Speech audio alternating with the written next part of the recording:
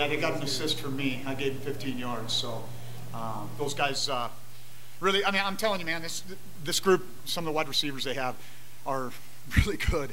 And I think our secondary was just phenomenal today. I think, you know, Kyle Reisinger, Mark Orfei, tip of the hat to those two guys. They had those guys dialed in. I mean, they were communicating based on splits. They knew the routes were coming. They tried to hit a two-move route on Jalen Cole, played it textbook. We got some heat on the quarterback as the game went on, and I thought that was obviously critical. The takeaways, can't say enough about that. Those guys are hawking the ball and making plays for us. Probably the only real negative was just our inability to score when we got the ball inside the 5 a couple times. But, you know, like I told Matt, I was like, hey, that shows up on film every week against, I mean, for 10 games, those guys are really, really stout inside the red zone. Their D-line is hard to move.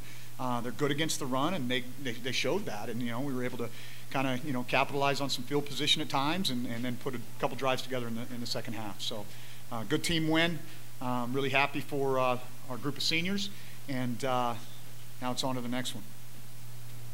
What's with this turnover trend, kind of renaissance that your defense is going? Yeah, I said this a couple of weeks ago, Greg. It's just, you know, you harp on it, you harp on it, you harp on it. Sometimes you just got to kind of break the dam a little bit, and then the flood starts, and that's kind of what's happened going back to the Weber State game where we were able to take the ball away a couple of times, and it's kind of been a trend, and certainly that's something that we're excited about, and we need to have that continue.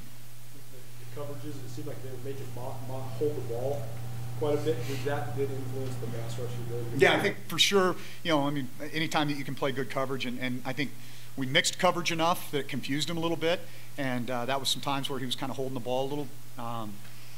Yeah, I just think I think Ty called a good game, and I think our guys on the defensive side did a really nice job. You mentioned your seniors. You know, you had quite a few senior contributions today. You know, just kind of what do you think of Tyrone Fontanona with an interception.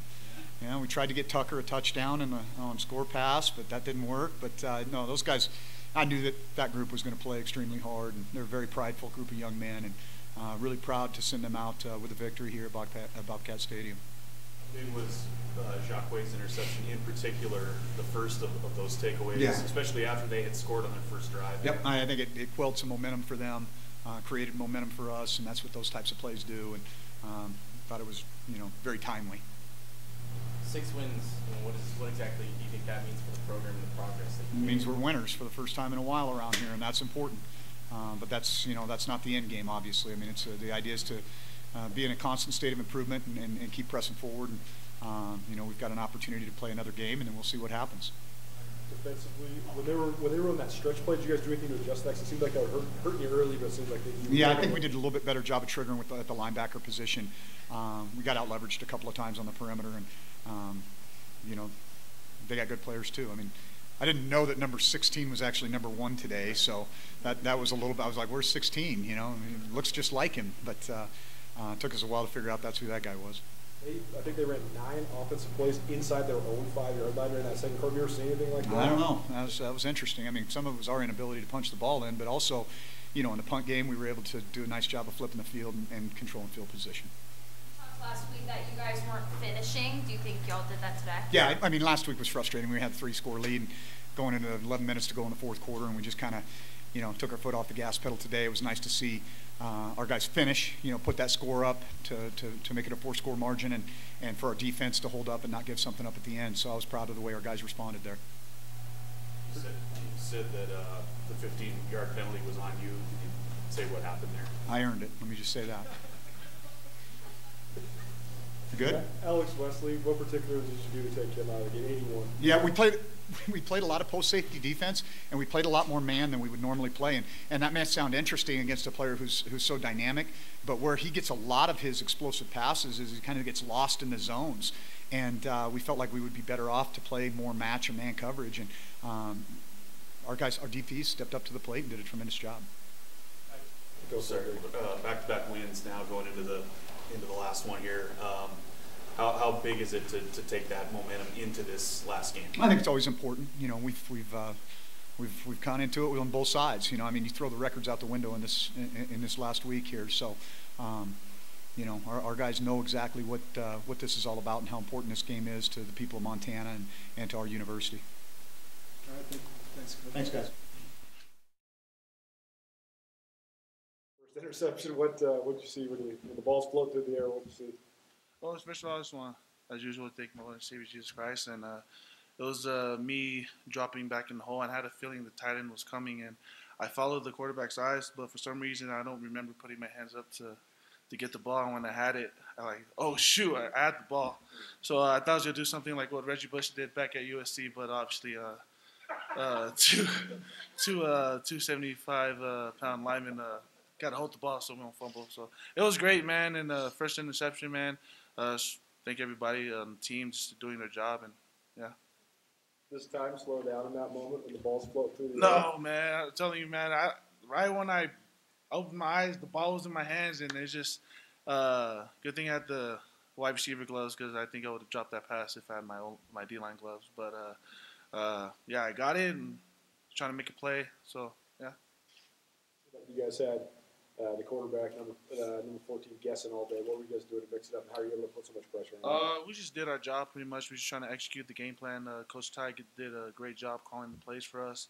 Everybody was doing the job. Stark on the other side was just holding his edge, and the blitzes, they came off pretty well. So everybody just did their assignments, and we were able to get to the quarterback.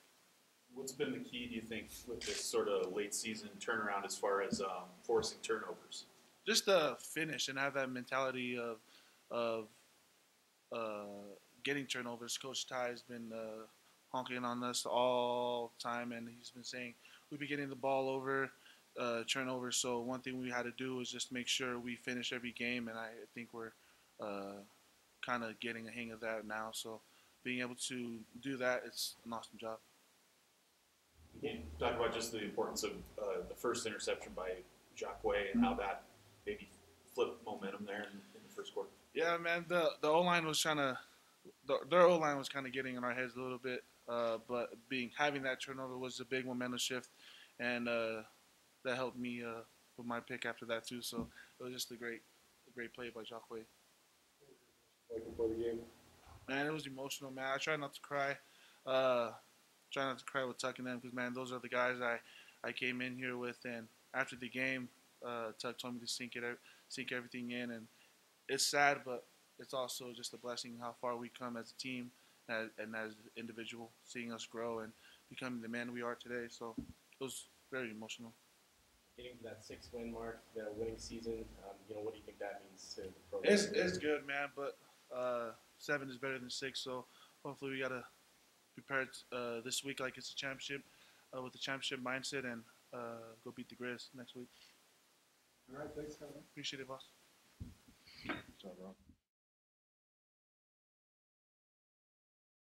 But still managed to churn out the yards and get enough points, and I imagine that a lot of that came down to the defense helping out with a lot of those turnovers. Oh yeah, our defense has been playing great lately.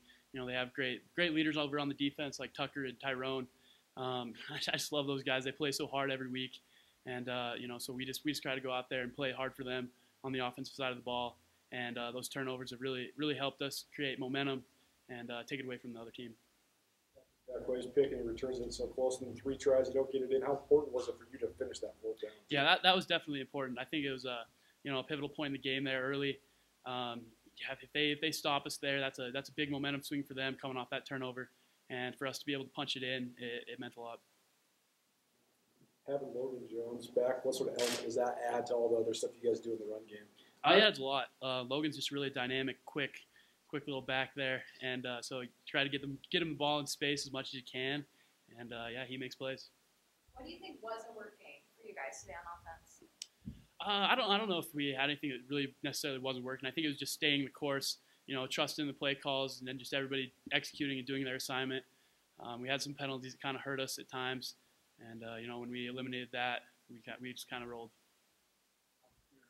Play to Mitch Broad. Do you have that one dialed up or? Yeah, it's been in the game plan for a while now, and we've just kind of been waiting for the right time to call it. And unfortunately, they kind of spied the tackle. Like, it doesn't happen very often, but yeah, they fell off on him, and it's a good play call by them, I guess. Kind of walk us through that red zone sequence because you had to tried a few different things and then finally just tried to run up and finally scored. Yeah, I think we tried just a normal just a run play there, and they've been stout on defense in the low red zone all year. We've watched it on film, and we knew that coming in, knew it'd be tough to get yards down there and to be able to finish down there. And so yeah, they made us earn it. Sending out the seniors with a win. What's that like for the rest of you guys? Yeah, it's awesome. We've been talking about that all week.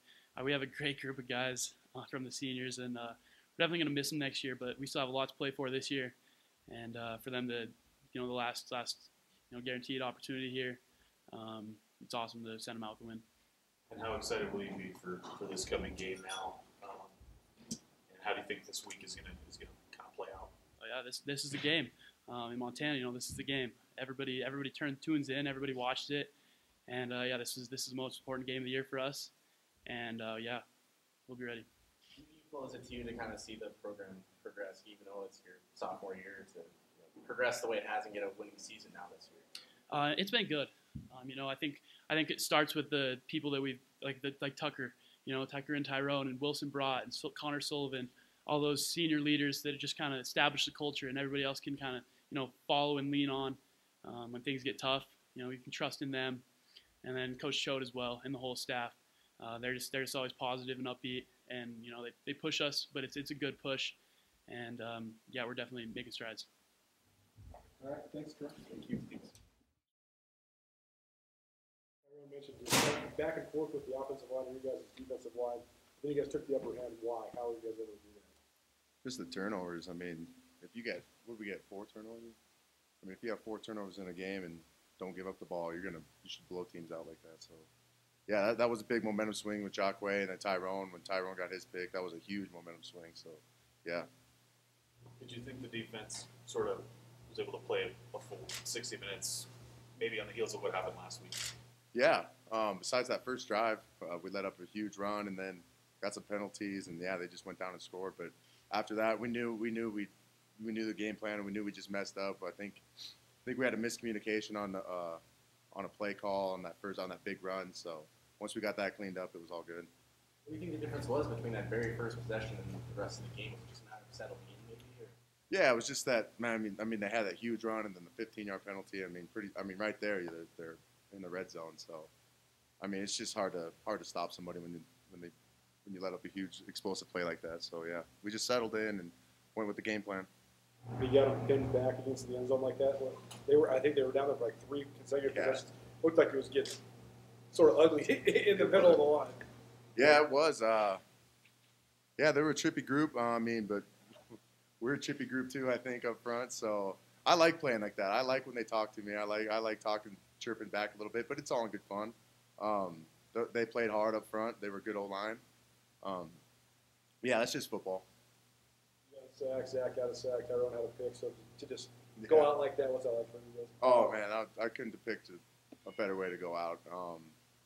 In front of the fans and in front of all my family and like that, and with my 2 brothers on the D-line and all the rest of the seniors too. I mean, there's no better way to go out, 35-7 win. So, yeah, it was a dream come true. You've seen the program progress and grow, just kind of reflect back on, all the growth that you've seen maybe, in your years here. Yeah, we came a long way since that first winter with Coach Choate. We always joke about it, and I gave my senior speech last night and was joking about Coach Howlett and how far we've came from that first spring ball with him here, and how far that D-line has came, and just the defense in general with Coach Ty and Coach Choate and Coach Howlett and all those guys. So, I mean, there's such great coaches, and we have such great players that take the coaching well. And yeah, I mean, if you just follow the course, and they're bringing in great talent, great athletes, and it's going to just keep getting better. I'm jealous because they're gonna be special next year. I already know it. Going into the big one, I guess, next week, what do you think your emotions will be like, and how excited are you to tackle that last game? Yeah, I'm excited. Yeah, it'll be fun. It'll be an electric environment there in Missoula. It always is, Cat Grizz, and I just love this week, especially being a Montana boy and, been a fan of this game growing up all my life, being a part of the game, going to the game all my life, and to playing it, it's really special. And, yeah, I'm going to just give it my all, and I know my brothers will too, and this team will too. And, yeah, we're going to go out there and fight.